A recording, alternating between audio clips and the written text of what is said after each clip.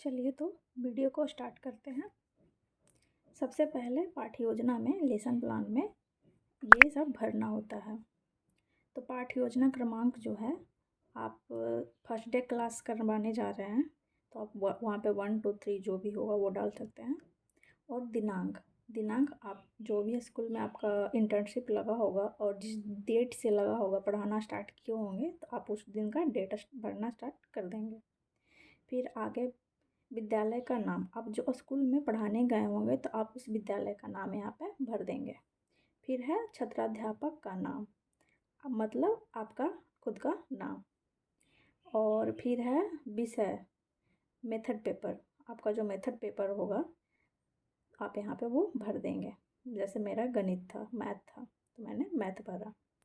फिर आता है उपविषय। उपविषय मतलब आपका जो टॉपिक होगा, टॉपिक का जो मेन सब्जेक्ट हो, जो ये तो चैप्टर हो गया, बट होता है ना मैथ में कि चैप्टर वाइज रहता है कि कौन सा संख्या पत्ती है, बीजगणित में आता है, ज्यामिति में आता है। तो मेरा जो टॉपिक है उसको विषय संख्या पत्ती में आता है, तो मैंने संख्या पत्ती यहाँ पर लिख दी। फिर आपका जो चैप्टर है वो कौन सा क्लास का है आप यहाँ पे भर देंगे। उसके बाद वर्ग, सेक्शन मतलब क्लास का, बड़ा क्लास होता है तो उसमें सेक्शन बटा रहता है ABCD करके, तो आपका जो सेक्शन होगा वो भर देंगे। और उसके बाद आता है चक्र, पीरियड लिख देंगे अब कौन सा पीरियड में, first period, second period, third period, जो उसमें आप पढ़ाने का वो पीरियड डाल देंगे।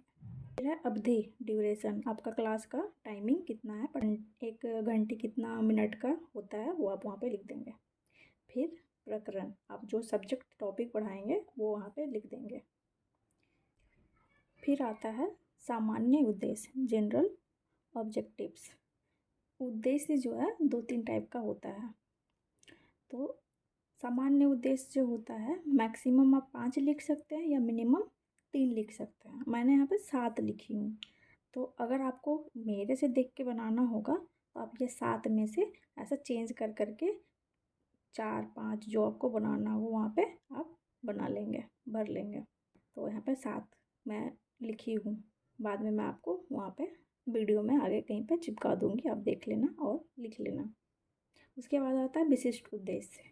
विशिष्ट उद्देश्य होता है जो आप जो टॉपिक सब्जेक्ट के बारे में जो आप पढ़ाने गए हैं, टॉपिक के बारे में जो पढ़ा रहे हैं उसके बारे में यहाँ पे विशिष्ट उद्देश्य में होता है। जैसे मेरा टॉपिक है दशमलव को संख्या रेखा पर दर्शाना, तो उसके बारे में आप उसको जानकारी देंगे, उसके बारे में आप उसका गुण बताएंगे, उसका एग्जाम्पल बताएंगे, प्रश्न हल करने के बारे में सिखाएंगे। तो विशिष्ट उद्देश्य में वही लिखाया जाता है यहाँ पर।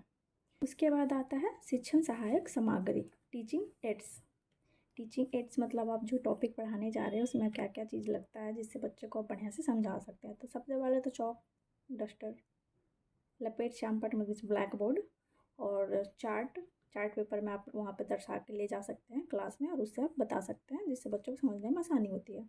तो सहायक सामग्री में वही हो गया, सब सारा चीज़ लिखना होता है। उसके बाद आता है पूर्व विज्ञान। पूर्व विज्ञान मतलब होता है प्रीवियस नॉलेज, मतलब बच्चे क्लास में आए हैं, अगर 6-7 क्लास में है तो पीछे क्लास में भी तो बहुत कुछ पढ़े होंगे उस चैप्टर के बारे में, तो वो वही प्रीवियस नॉलेज हो गया। तो कोई चैप्टर पढ़ाने से पहले बच्चे को आगे बताने के लिए उसका प्रीवियस नॉलेज रहता है, उसके बाद ही आगे बताया जाता है। जैसे मेरा सब्जेक्ट टॉपिक था दशमलव के बारे में पढ़ाना, मतलब बच्चों को पहले से संख्या के बारे में तो जानकारी होगी या उसके कुछ तो जानकारी होगी, तभी आप उसको आगे पढ़ाने जा रहे हैं। तो पूर्व विज्ञान में वही लिखाया जाता है। जैसे आप वो लिख देंगे, आपका जो सब्जेक्ट होगा वो टॉपिक होगा आप उसको लिखेंगे। फिर उसके बाद आता है प्रस्तावना, इंट्रोडक्शन। मेन यही इम्पोर्टेंट होता है, आपको यहाँ पे क्रिएटिविटी करना पड़ेगा, आपको खुद से सोचना पड़ेगा। जो टॉपिक को आप पढ़ाएंगे तो वो टॉपिक को पढ़ाने से पहले बच्चे को आप 2-4 क्वेश्चन पूछेंगे प्रीवियस नॉलेज से रिलेटेड, और उसके बाद जो आप टॉपिक पढ़ाएंगे उसको रिलेट कर देंगे और लास्ट में वो क्वेश्चन पूछेंगे, तो जो वहाँ पे समस्यात्मक प्रश्न आ जाएगा। जैसे मैं स्टार्ट की हूँ कि बच्चों को तो पहले से गिनती आता होगा, तो मैंने क्वेश्चन पूछा बच्चों गिनती की शुरुआत हम किस संख्या से करते हैं, तो बच्चे जवाब देंगे 1 2 3 4।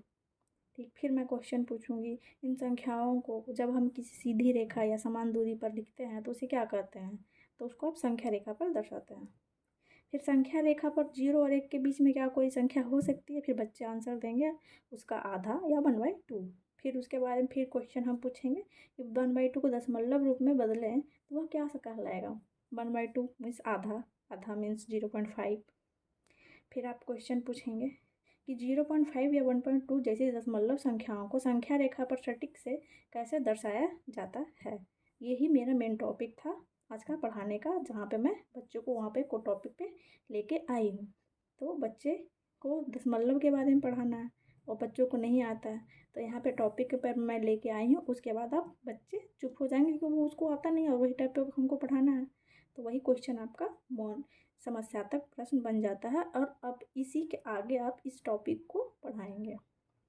फिर उसके बाद आता है उद्देश्य कथन। उद्देश्य कथन स्टेटमेंट ऑफ एम। फिर आप बोलेंगे बच्चों को कि बच्चों आज हम लोग दशमलव संख्याओं को संख्या रेखा पर दर्शाने की विधि और उसका थ्योरी का विस्तार से अध्ययन करेंगे, ये बोलेंगे। उसके बाद आप फिर थ्योरी बताएंगे। फिर आता है प्रस्तुतिकरण। जो टॉपिक पढ़ाएंगे उसका आप थ्योरी बताना स्टार्ट कर देंगे। यहाँ पे आप थ्योरी जो भी होगा आपका वो थ्योरी यहाँ पे लिख देंगे और उसके बगल में होता है छात्र क्रियाएं। तो आप टॉपिक अगर पढ़ा रहे हैं तो छात्र ध्यानपूर्वक उसको सुनेंगे, समझेंगे और कॉपी पर नोट करेंगे। तो आप जो टॉपिक थ्योरी पढ़ा रहे हैं उसको बोलते हैं व्याख्यान विधि। उदाहरण के साथ बताते जाएंगे तो उसके सामने आप यहाँ पे तकनीक एवं साधन में उदाहरण विधि लिख देंगे और सैमपट पर अगर आप ब्लैक बोर्ड पर उसको लिख रहे हैं तो उसको सैमपट प्रदर्शन विधि कहते हैं। उसके बाद आता है सैमपट सारांश, जो ब्लैक बोर्ड पे आप लिखेंगे। तो ब्लैक बोर्ड पे लिखने के लिए आप यहाँ पे कोई भी साइड में जगह बना रहता है तो आप यहाँ पे या तो ब्लैक कलर का पेज ले सकते हैं, वाइट भी ले सकते हैं, कोई भी कलर का पेज ले सकते हैं, या फिर जो होगा वैसा ही उसमें लिख देंगे।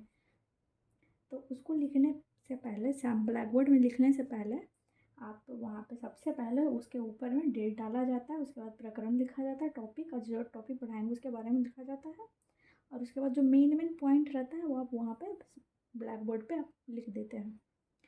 फिर उसके बाद और जो टॉपिक मेरा बचा हुआ तो वो वहाँ पे लिख दिया, सेम चीज़ वहाँ पे लिख दी। उसके बाद आता है आपका मेन आता है उसके बाद पुनरावृत्ति के प्रश्न। जो आप टॉपिक पढ़ाए होंगे उससे आप रिलेटेड क्वेश्चन पूछेंगे। मैं यहाँ पे 3-3 लिखी हूँ, आप 2-2 ही बना सकते हैं, 2-2 पूछ सकते हैं क्वेश्चन, या आपका मन जो जितना आप यहाँ पे प्रश्न पूछ सकते हैं।